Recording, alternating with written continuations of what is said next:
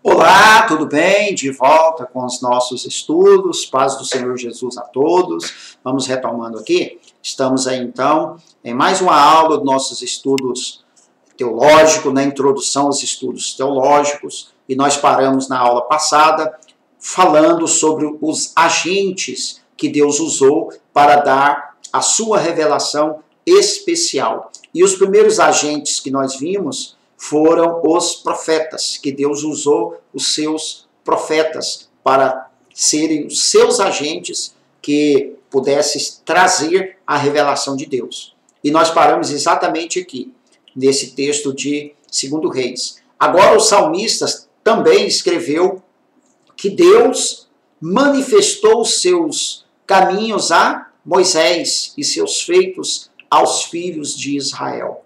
Então nós encontramos dentro da própria Bíblia, então aqui agora, primeiro os agentes, os profetas, agora os agentes Moisés, a quem Deus deu a lei, e também aos filhos de Israel, que Deus manifestou seus feitos.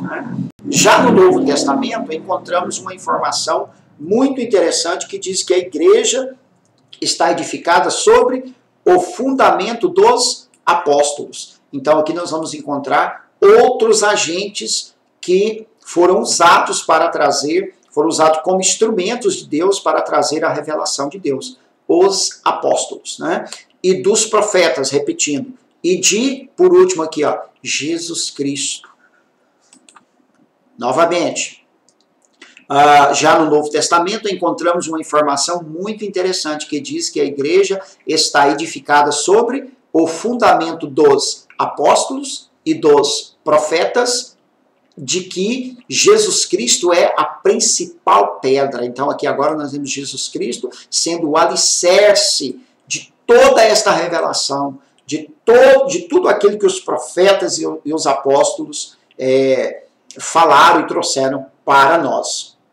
Isso significa que, nesse sentido, os apóstolos eram os equivalentes neotestamentários dos profetas veterotestamentários, pois juntos lançaram o fundamento da igreja. Então, por intermédio tanto dos profetas do Antigo Testamento quanto dos apóstolos do Novo Testamento, recebemos um relato escrito e da revelação especial. Aqui está, então, o ponto chave para nós compreendermos. A Bíblia é uma revelação especial de Deus. Então, teologicamente, compreensão teológica, nós já temos a Bíblia como palavra de Deus. Mas como explicar? Deus usou os profetas como agentes, usou os apóstolos como agentes, para trazer a revelação de Deus. E esta revelação, ela aponta em Jesus Cristo como o alicerce, então, de toda essa estrutura da igreja. Vamos ver aqui agora o segundo ponto. Segunda revelação especial. A primeira revelação encarnada. Ou melhor, desculpa. A primeira revelação escrita, agora a segunda encarnada. A revelação especial na pessoa de Cristo. A revelação encarnada agora, Deus falou por sonhos, Deus falou por visões, Deus falou pelos profetas, e agora ele encarna essa revelação.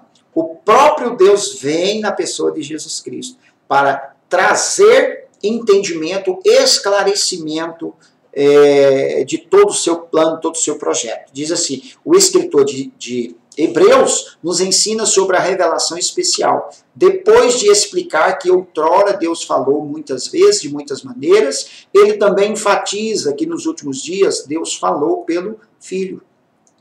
Então, o próprio texto bíblico de Hebreus fala que ele falou pelos profetas, pelos apóstolos, e agora ele falou pelo Filho, a quem constituiu o herdeiro de todas as coisas e pelo qual fez também o universo. Isso quer dizer que a revelação especial alcançou sua maior expressão e completude na encarnação de Cristo. As provas bíblicas de que Jesus é a revelação especial de Deus, encarnada, são incontestáveis. Então nós vamos encontrar na pessoa de Jesus Cristo a maior revelação de Deus. O ápice, tudo que Deus quis revelar, passando pelos sonhos, passando pelos profetas, passando pela dispensação da lei, passando pelos apóstolos, Jesus Cristo. Tudo que Deus quis revelar está contido na Bíblia Sagrada, na revelação especial. E Cristo, o próprio Cristo, é a maior revelação de Deus. O apóstolo João escreve: no princípio era o Verbo, e o Verbo estava com Deus, e o Verbo era Deus. Então está aqui, o Verbo é quem? Jesus. E o Verbo se fez carne e habitou entre nós, e vimos a sua glória como a glória do unigênito do Pai, cheio de graça e verdade. Então é o que João vem explicando, escrevendo agora esta revelação encarnada. E ele traz essa explicação muito profunda, que no princípio era o Verbo, era a palavra. Quando Deus diz haja luz, haja expansão sobre a terra, haja isso, haja aquilo, esse Verbo agora, ele era Deus, e esse Verbo se fez carne. Então Jesus, o Verbo encarnado, é o próprio Deus lá do início, que era só a palavra. E diz mais ainda: Deus nunca foi visto por alguém, mas o Filho unigênito que está junto do Pai, este o fez conhecer, que é Jesus Cristo. Quando Filipe pediu que Jesus mostrasse o Pai aos seus discípulos, a resposta de Jesus foi: estou há tanto tempo convosco e não me tendes conhecido, Filipe? Quem me vê a mim, vê o Pai. Como diz tu, mostra-nos o Pai. Não crês tu que eu estou no Pai e que o Pai está em mim? As palavras que eu vos digo, não as digo de mim mesmo, mas o Pai que está em mim é quem faz as obras. Aqui está o próprio Jesus dando este esclarecimento a Filipe, que ele é o próprio Deus, que ele é esse Verbo encarnado, ele é a revelação de Deus encarnada no mundo. Portanto, a revelação especial de Deus foi dada uma vez por todas em Jesus Cristo.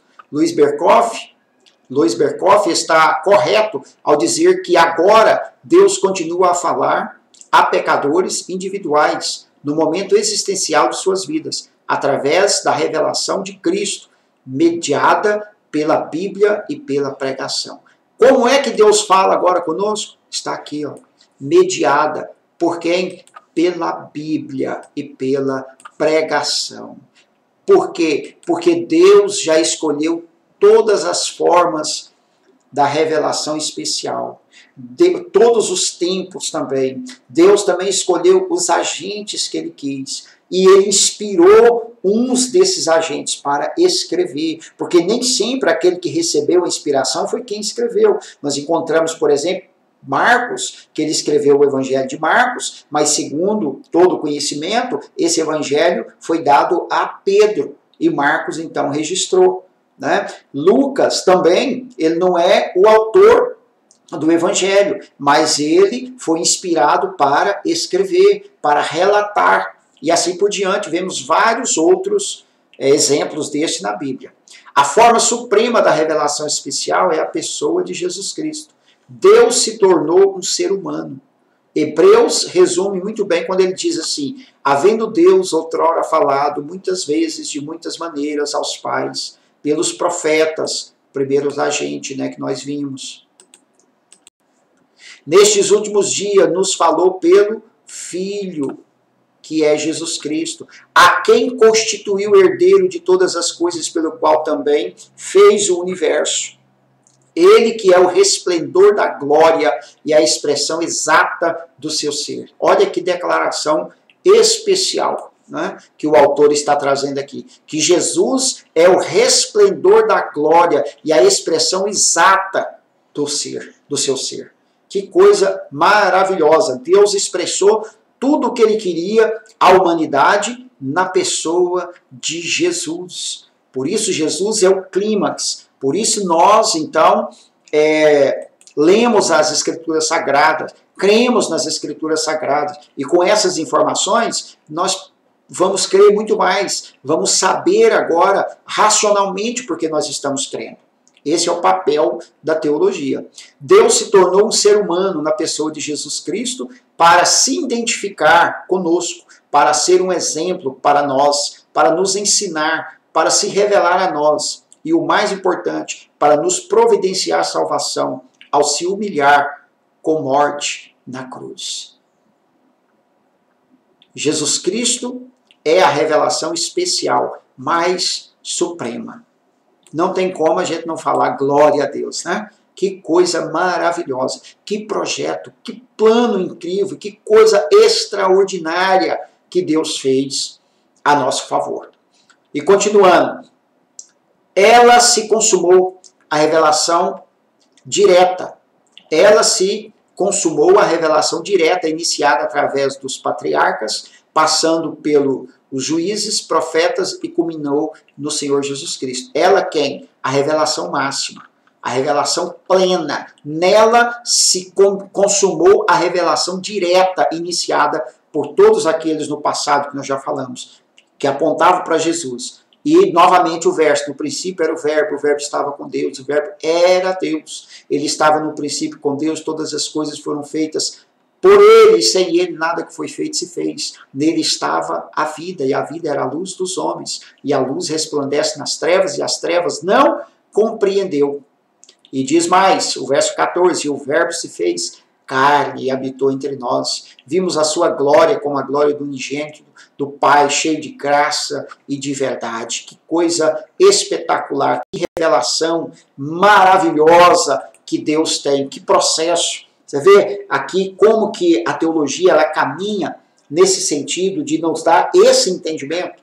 Porque na Bíblia nós encontramos toda essa revelação ali linear, sem nenhuma explicação, os acontecimentos, os fatos, né, sendo transcorridos, mas a teologia ela vem explicar, ela vem trazer detalhes para nós, para que nós possamos ver, então, a fonte da revelação, o processo da revelação, os agentes da revelação e qual é a revelação máxima de Deus, né? Dentro das revelações especiais nós temos a Escritura Sagrada e nós temos Jesus Cristo como a revelação especial, suprema que Deus quis dar ou trazer aos seres humanos.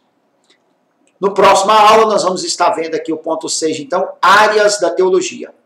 Aqui então, até esse momento, nós pudemos perceber como a teologia procura estruturar dentro do caminho que ela constrói para trazer respostas ao ser humano.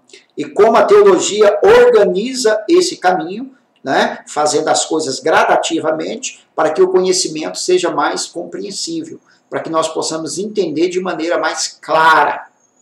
Né? E vimos então os processos da revelação, vimos tudo, a divisão da revelação geral, a revelação especial, a revelação especial, as duas maiores, escrita e encarnada. Encarnada é a suprema, é Cristo, e ele se tornou, então, o fundamento de toda esta revelação.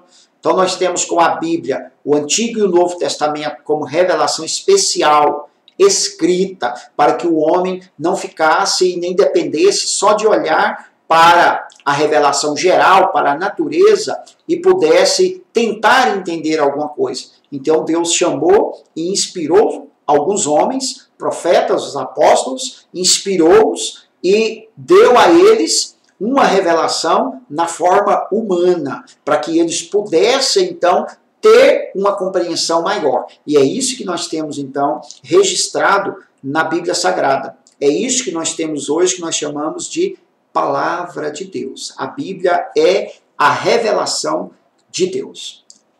Ok? Nós vamos parar por aqui e voltaremos na próxima aula, seguindo em um próximo ponto desta apostila. Deus te abençoe. Até a próxima, em nome de Jesus.